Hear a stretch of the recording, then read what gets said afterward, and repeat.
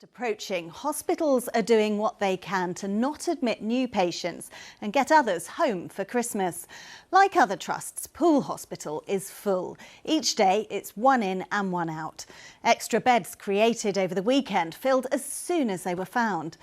Well, with the next round of strikes by junior doctors ongoing, the pressure is even greater this year.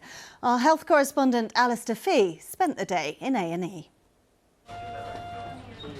Our main pressure is that we've got 13 patients waiting beds. We're not able to turn to there today due to critical staffing. A5 have got 2 potential discharges to go, both for rehab. Once bed 3 is clean, we'll bring that one through, but then we'll be full again. We've got a plan for everybody on the screen at the moment that are in ED, and then we've got another 4 patients allocated to go to the wards but not yet ready. More patients than beds, and at this time of year, that's normal. We are under high pressure. We've got patients waiting for beds who have been waiting all night for beds, and we do have long waits to be seen. We spend most of our day one in, one out quite often, but it is purely about working together to be able to create that space.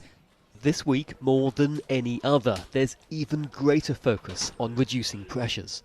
I woke up this morning really fine, and then all of a sudden my head started spinning and I felt sick.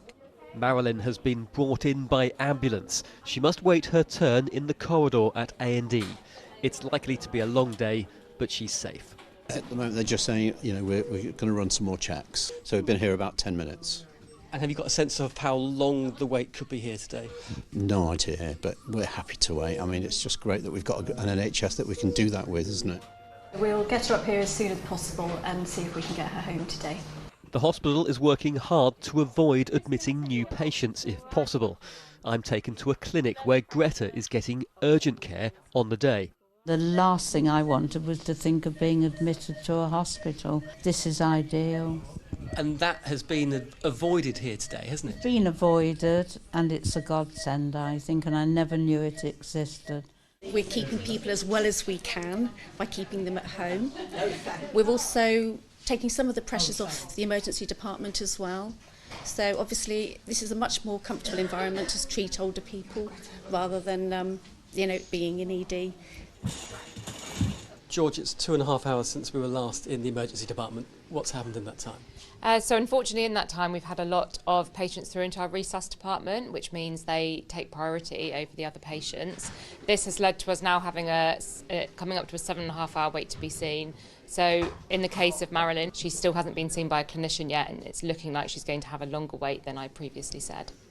But there has been some progress in Marilyn's care.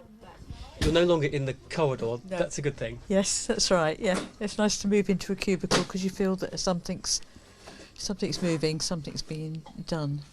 Kelly, it's 6 hours since we were last in the site office. What's changed? Our emergency department is busier.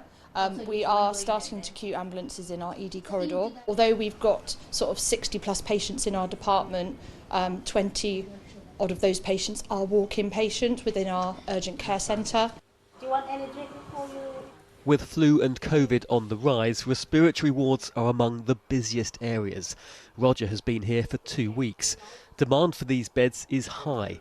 All 25 are full, and an extra 8 new beds found at the weekend filled up fast. As soon as they know that that the patient is going home today or tomorrow, there's already a line of patient that needs to come to fill that bed. George, we started the day with 37 patients in the emergency department. Where are you at now? So we now have 57 patients in our emergency department. So our wait to be seen has now come down to under 2 hours, and we currently only have 3 patients in the department waiting for a bed, with the longest been waiting just coming up to 3.5 hours.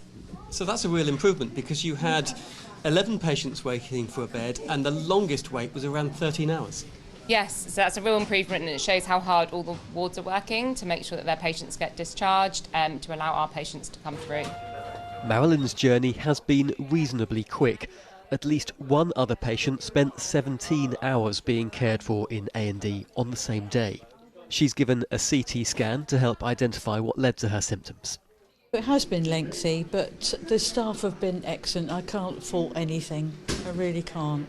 Marilyn's scan came back normal. There's no need to stay in, and while she'll return for further tests, she can look forward to Christmas at home with her family. Alistair V, BBC South Today. Yeah, great work being done in challenging circumstances at Poole Hospital there.